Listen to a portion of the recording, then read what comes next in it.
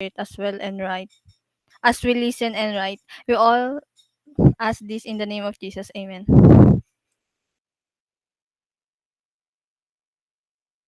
Okay, amen. Okay, for today's lessons, may nagiin. Okay. Mhm. Okay, we are now here for checking, monitoring, and revisions of works until Friday to. Okay? By the way, yung letter na ibigay na namin, nakagawa naman na so far si Sir Kenji, and ibibigay pa lang waiting for the approval of the principal for your defense. When would it be? And I know so far some of you di pa tapos sa survey. It's okay, just go on, take your time. Okay lang. And now, parang aanuin ko muna yung mga lapses na pwedeng maibigay ko sa inyo. Are you ready na ba for your upcoming defense? Yes or no lang?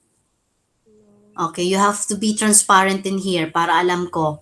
Be honest. Are you ready for your upcoming defense? No. Hmm. Pa po. Okay, so far, no. I think lahat naman siguro ng section na to, you are the last one.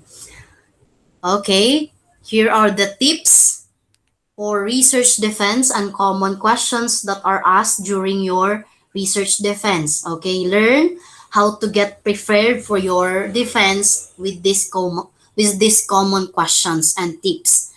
Okay, for your research defense, it can be easy for you. It can be easier for you once you completely understand your research study, and you can be able to be prepared for those questions that might throw you. And during your defense, of course, the panel members will ask you those questions and test your knowledge of the research subject matter. If you have the availability or the capability na lang, the capability of us of explaining and be able to defend your study. Ganun lang. Um, you can be able to ace those questions naman, I know. So this is the questions na madalas na tanong sa research study nyo. I mean sa research defense. So for number 1, tell us about your study all about. Ano bang pwede dito natin?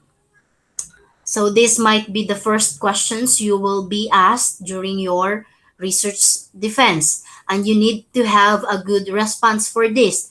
You should talk about the motivations for the study, talk about the research problem you wanted to address, that which may be embark on the study you have. Of course, you have to give and tell us the background study of your research. You have to, kahit in few sentences lang, okay lang. Kasi sa research, questions, kapag nag-throw sila ng questions, you have to be direct, okay? Just answer them directly, hindi yung paligoy-ligoy pa kayo. Okay? Tell us about your study all about. Background, maybe refer to the origin, kung saan nanggaling yung problem or those issue, the definition of the problem and how it evolved or developed. Okay, alam mo naman yung ibang members, okay, kung napag-agrihan yan, why did you choose that? Ganun lang. Next, what is your motivation in conducting your study? Ano ba yung pinaka-motivation nyo? Okay, ano ang nagtulak, nag-udyok sa inyo para gawin ang research?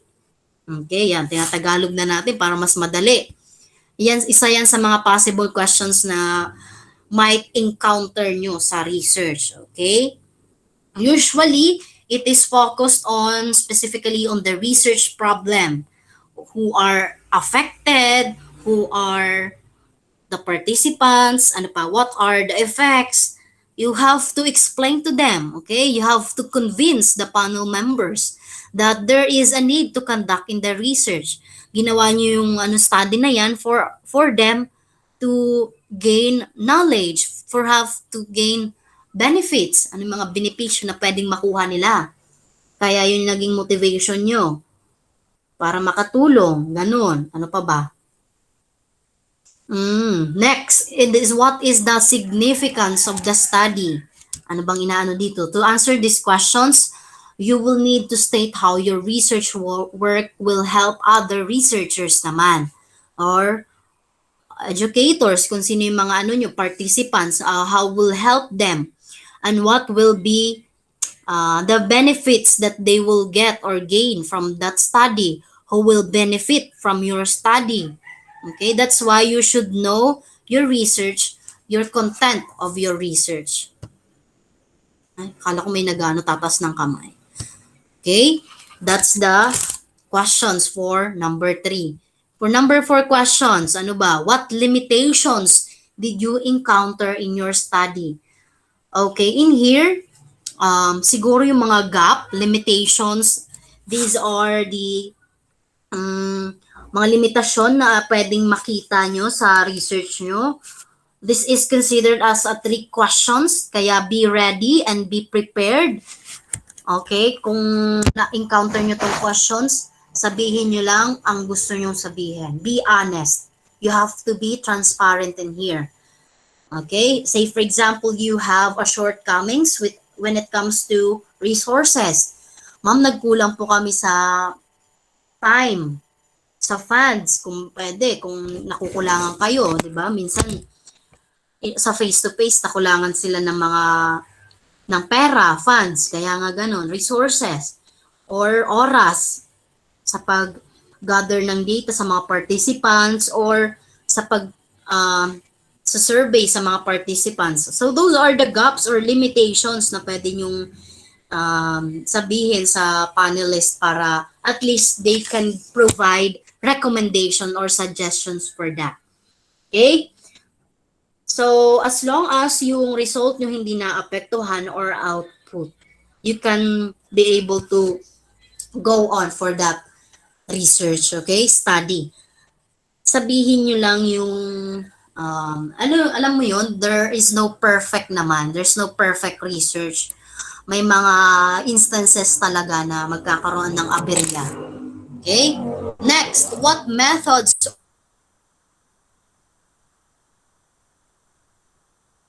or sampling techniques did you employ? Ano ba yung mga or method na ginamit sa research? Ganun na lang.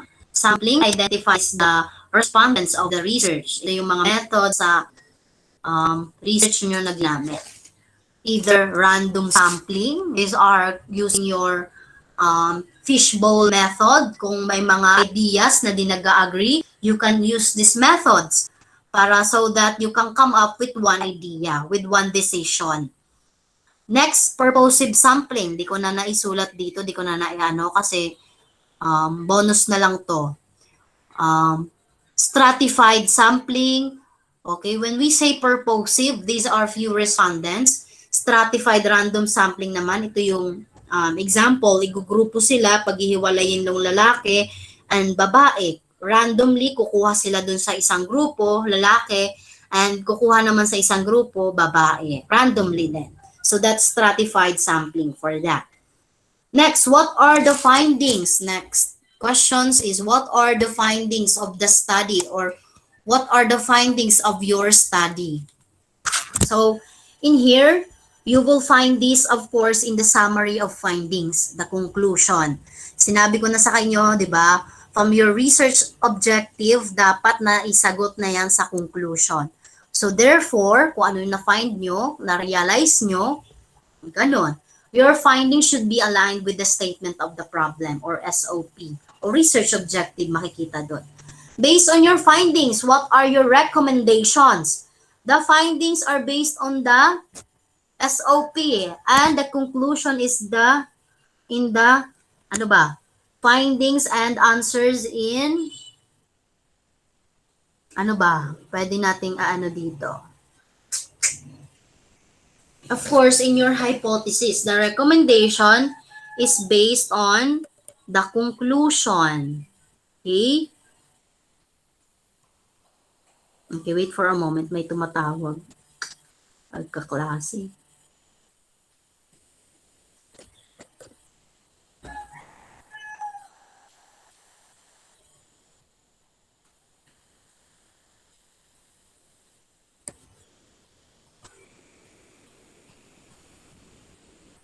So those are na recommendations na pwede nyong ilagay doon. So another tips na pwede nyong ma-encounter dito is the bonus tips. Ayan, mainam na malinaw sa'yo ang lahat. So meaning to say, tinatagalog ko na lang, 'di ba? Okay, meaning to say you have to be clear and understandable about your explanation na lang when it comes to defense, 'di ba? Kung malinaw sa iyo, then malinaw din sa kausap mo. Then it will be clear and understandable to your panel members, okay, to the panelists between the researcher and the panel members. Okay? Next, magsulat ng comments, suggestions, and recommendations. Ano bang inaano dito? You have to be adaptive. Okay? Matutong tumanggap ng mga feedback, comments, suggestions, and recommendations. Dapat hindi yan ginagawang negatively, vibe para sa'yo kasi you can be able to grow with that. Diyan sa mga pagkakamali mo, you can be able to grow, develop, diyan mag-i-improve ang research mo kung binibigyan ka ng recommendations and suggestions. So, be ready and be able to be adaptive to feedbacks of your panel members. Huwag mong mamasamain yon, okay? Kasi may mga ilan sa atin, di ba? We are very sensitive to feedbacks of each other, kahit ganun na lang. So, siguro naman yung gawin nyo na lang or isipin nyo na lang yung magiging feedback makakatulong sa inyo to grow, to be able to learn new something, and to be able to gain more knowledge and para magpa-improve or dun kung mare-revise man yung research nyo, okay. It's okay, 'di ba? Kasi doon matututo kayo. Okay? So maliwanag po ba yung mga tips and questions, commonly questions na alam nyo marami namang questions diyan na pwedeng maibato sa inyo. And so ito lang yung mga naibigay ko so far. So I have here a video na ipapakita ko sa inyo and I want you to listen to this para may knowledge kayo about defending your study, defending your research. So kapag iano nyo na to, nakita at narinig, ayan, from introduction pa lang, you have to introduce yourself, greetings from the teachers and the panel members. Then kung sa last part, you can be able to put some quotation para at least 'di ba magiiwan ng bakas ng magiiwan ng kataga para 'di ba hindi makakalimutan tong araw na to kung nag-defense ka. So next, you ready na ba? Ready na ba para panoorin to? Kung ayan, maigi nang panoorin to para at least 'di ba may ano kayo. Ayusin ko lang yung ano. Sabihin sa akin kung naririnig o hindi.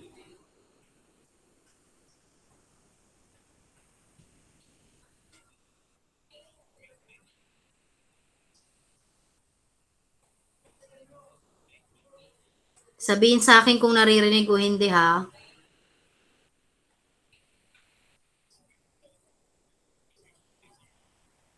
Ma'am, hindi po. Hindi po narinig, ma'am. Okay, wait lang. Ayusin ko lang ha.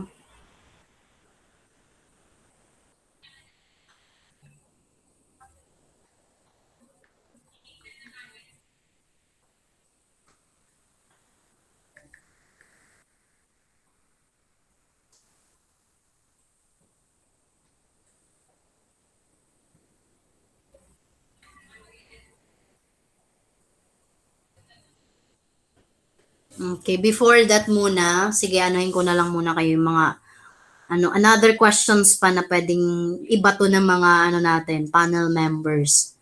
Okay, what is the strongest point of the research? Pwede rin pala kayong magbigay ng questions sa mga panel members natin. Okay, hindi lang yung sila. Say for example, kung hindi sila clear sa particular study na yon, sa part ng hindi nyo naintindihan, mag-ask kayo doon. And do you have any, halimbawa, what questions do you have for us? Or this one, if you could change something regarding your study, what would it be and why? Ayan, parang pang Miss Universe din yung mga questions, no, na ibabato. If you could change something regarding your study, what would it be and why? Ayan, to answer these questions can be gotten in limitations. Ayan, kanina, as what I have said earlier, yung mga gaps, limitations of your study, you have to be honest kung ano mga pagkukulang na meron dyan. Okay, given the constraints, given the chance or opportunity to change something, what would it be? Ayan, so you have to state na pwedeng palitan. Like the short time frame for the research, ayan, yung short time or lack of sufficient resources or funds as I was working with. This is what I will be able to do if I could do more. This is what I would have done. Ganun lang. Or next time, I will do this way. Next time, I will do that way. Ganun yung mga pwedeng possible na answers nyo. Okay? You have to be academically, mentally, and physically prepared for your presentation. Practice, practice, and practice. Rehearse several times with the questions that I have thrown you this way. Ayan, ito yung mga questions. Pwede kayo mag-practice, each members, ayan, through Google Meet, pwede yun. Have a thorough understanding of the nature of your research study or research problem. And by the way, open camp po tayo, very formal. You have to wear formal attire from the top lang, hindi na yung baba. Okay? Since half-half lang naman yung makikita sa atin. Okay? Mag-wear ng mga formal attire kung pwede. Okay? Yung mga attire na pang defense. Okay? Yung mga pang, tawag doon, yung mga possible na ginagamit for sa office, ganon. Next is, saan sabi ko kanina, make eye contact. Ayan, since open cam siya, you have to be confidently beautiful with the heart. Charot lang. Make eye contact with more than one member of the panel accessors na mayroon dyan. Okay? Since kung tatlo man ang panel members. So don't speak too fast. Talk calmly and with confidence. Also, bring a copy of your research. Each member should have a copy of research study para at least kung tanungan yung isa, makakapagsagot, can be able to answer those questions that might throw him or her. So, ayan. Going back to the video, ayan, mag-aano lang ako ng, on ko lang yung ano niya. Wait for a moment. Naririnig pa ba ako? Nandiyan pa ba sila? Yes or no? Yes po, ma'am. Ay, salamat. So, ayan, iano ko na siya.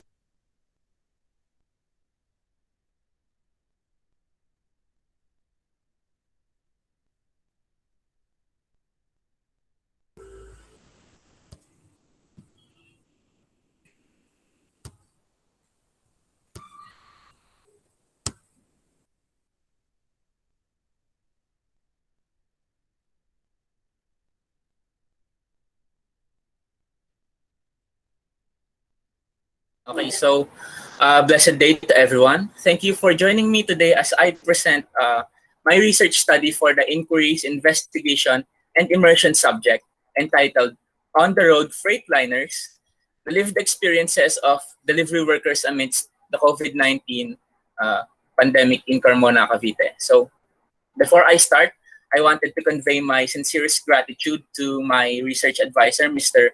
Ryan Chester Caro, for helping me and guiding me with this study. And I would also like to acknowledge the presence of our panelists for lending me your time to assess this study and presentation. So again, my name is Jansel R. Villahermosa from grade 12 ABMA. Let us begin with chapter 1 for a brief introduction of the study. So to begin, the COVID-19 pandemic has wreaked havoc all around the globe, and life as we knew it has changed fundamentally. And aside from the fact that many are facing health problems, the economy has been taking huge blows. Many businesses are being shut down, and an enormous number of jobs have been lost. And due to the guidelines in place, most of us are relegated or stuck inside. And with this, it will inevitably increase the demand for delivery services. And the demand for this will provide us the goods that we would otherwise be buying on our own outside in stores and whatnot. So due to this spike in demand, there will inherently be more job openings for delivery workers. But despite this positive opportunity for those who are currently unemployed, this job has many risks, especially in this time of the pandemic. And this is what the researcher aimed to discover as they interviewed delivery workers who took on the challenge and became essential workers, delivering goods and packages to our doorsteps, going out into the world so we don't have to. Okay, so now for the theoretical framework. This study is anchored on the Herzberg motivation theory, or otherwise known as two-factor theory, which states that in a work environment, employees are motivated either positively or negatively. The positive factors are called the motivators, and these are the following. These could be the achievement in your workplace, the recognition, interesting work, responsibility, advancement, and growth.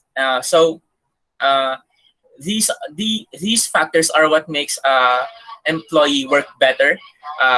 On the other hand, the negative factors are what turns an employee off, which tends to make them underperform and do bad in the work environment. So these are called the hygiene factors. So this could be the bad policies, supervision, relationships, working condition, salary, status, and security. So again, to summarize, here's the operational framework. This study is anchored again on the Herzberg motivation theory, which assumes that the performance of workers are influenced by two main factors.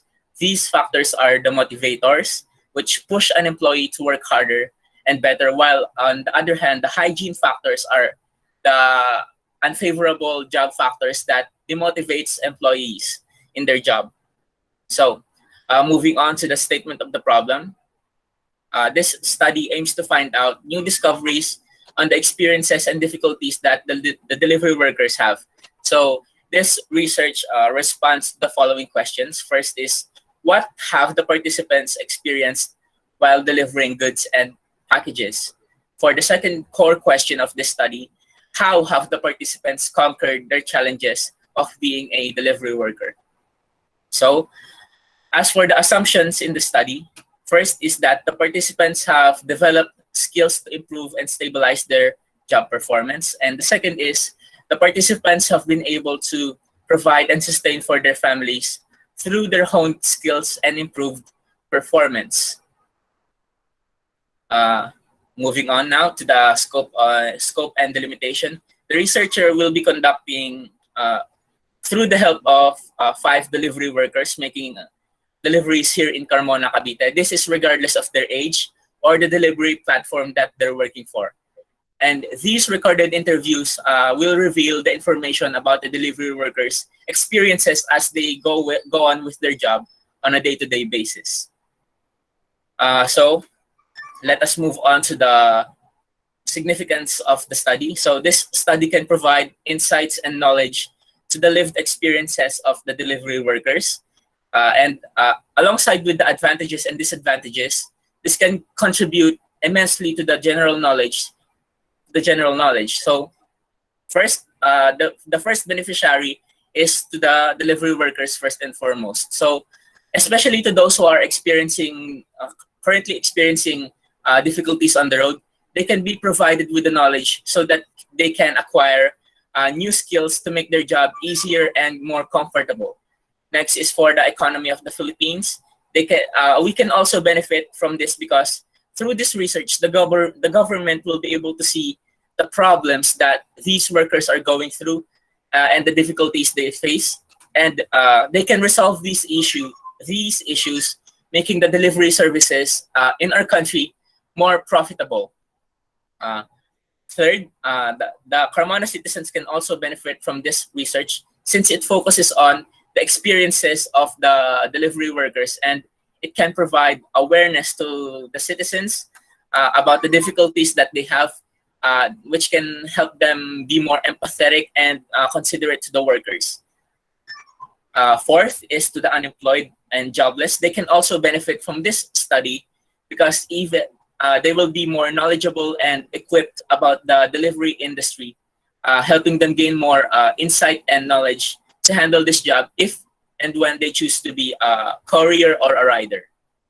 And lastly, this study can serve as a good foundation for future researchers, since this will be beneficial to provide information for future studies related to business or the delivery industry as a whole. And future researchers can also use the recommendations written in the study for further innovations and adjustments. Okay, so now moving forward with the methodology of this study, starting with the research design and sources of data. So for the purpose of describing the life experiences of the delivery workers, the researcher employed the phenomenological research design, which focuses on identifying and analyzing what the participants had in common as they experienced a phenomenon. Moving on to the sources of data, it will mostly be gathered from the multiple interviews from the participants, but to provide an in-depth background and meaningful answers to the research problems, I have also cited books, online journals, periodicals in this study. So for the participants of the study, it will consist again of 5 delivery workers making deliveries here in Carmona, Cavite amidst the COVID-19 pandemic. And this will also be through utilizing the purposeful criterion sampling strategy. Next, we'll be moving on to the data gathering procedure. So first, the researcher will select the participants with the help of 5 delivery workers. And after gaining permission, the interview schedules will be set, or sometimes on the spot, and then the interviews will be conducted. And in some cases, these interviews will be conducted in an online space like Google Meet, which will be recorded for the sake of the study. Now, for the overview of the treatment and analysis of data, these are the following steps that were considered. First is bracketing. So it is in which all previous experiences of the participants were set aside only to focus on what was relevant or what the experiences or related to the phenomenon.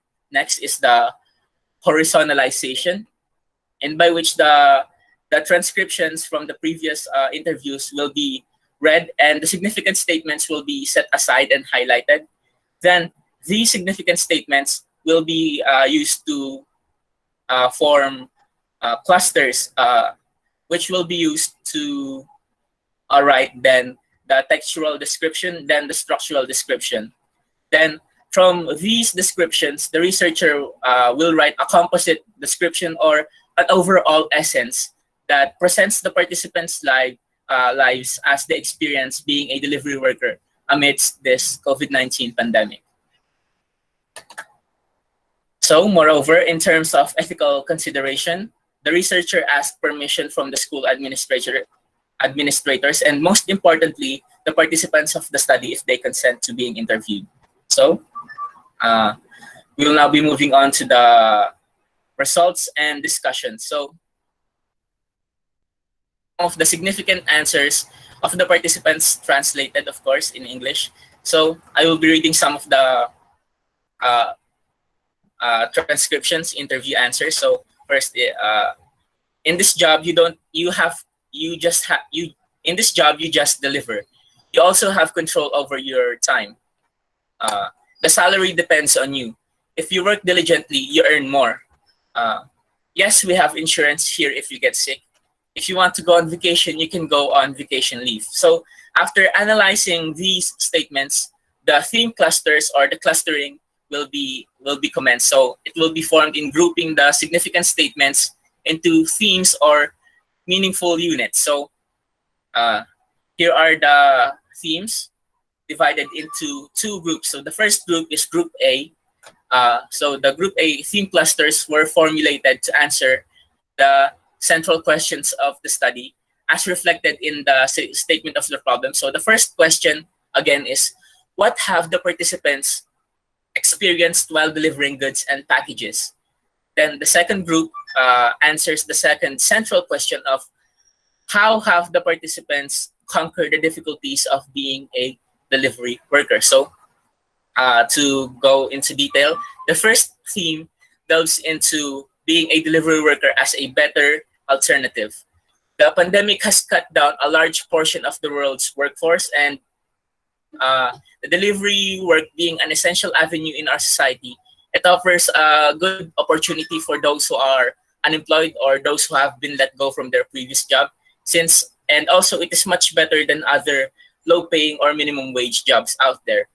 Then the next theme is the benefits, or the second theme aims to find out if the workers are still being exploited and treated as freelancers, not being supplied the job benefits normally entitled to regular employees. But it turns out they are being given insurance and incentives, which gives them a layer of security that since their job entails many risks, since they're out on the road being exposed to the elements and various dangers.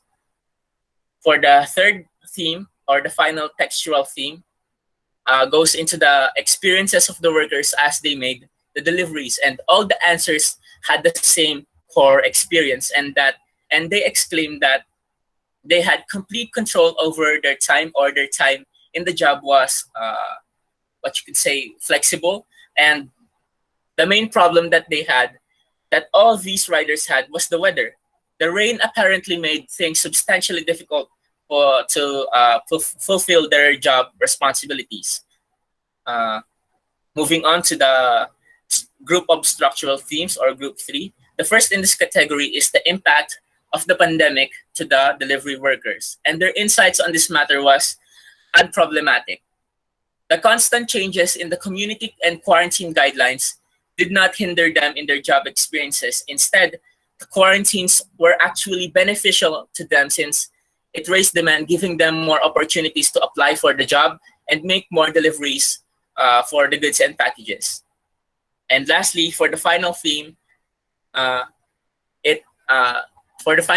the nature of the work and its impact to the participants' lives. With the increased demand for the delivery services, these participants have been given an opportunity to change their lives. And according to them, this job has contributed so much, allowing them to actually thrive in their life as opposed to their previous job experiences, which was poor and low paying. So again, I know that was a lot, but to summarize all of this, we will be discussing the textual and structural descriptions. So the first three theme clusters answered the first core questions again of what have the participants experienced while delivering goods and packages. And for the first theme, it elaborates on the job being a better alternative to other low-paying jobs, and it being the only option since some were let go from their jobs. The second theme cluster moves on to tackle the legal issues that the delivery workers have been exposed to since they were not given previously they were not given the same rights as the regular employee with insurance, incentives, and leaves. And next is the third theme cluster, which goes into the main experiences of the delivery workers. Since going outside and being exposed to many dangers, the experiences of the participants all revolve around the same problem, like the weather, and even the same advantages to the job, such as the flexibility of their time working. And for the textual description, these summarize the overall experiences and insights of the participants as they undertook their job responsibilities of being a delivery worker. Okay, so moving on to the structural description or the remaining theme clusters. The two theme clusters served as the answer for the second core question again of how have the participants conquered the difficulties of being a delivery worker. So for the fourth theme cluster, it goes into how impactful was the pandemic to the work of the rider, since there was constant changes to we all know that there was constant changes to the community guidelines and quarantines, but it turns out it was hardly an inconvenience or a hindrance in any way to them. And lastly, for the fifth theme cluster, it focuses on being a delivery worker, being a delivery worker changes lives, and even with the hardships that the job carries, these participants go into detail on how helpful this job is and how better it is from their previous jobs. Okay, so that concludes so nearing.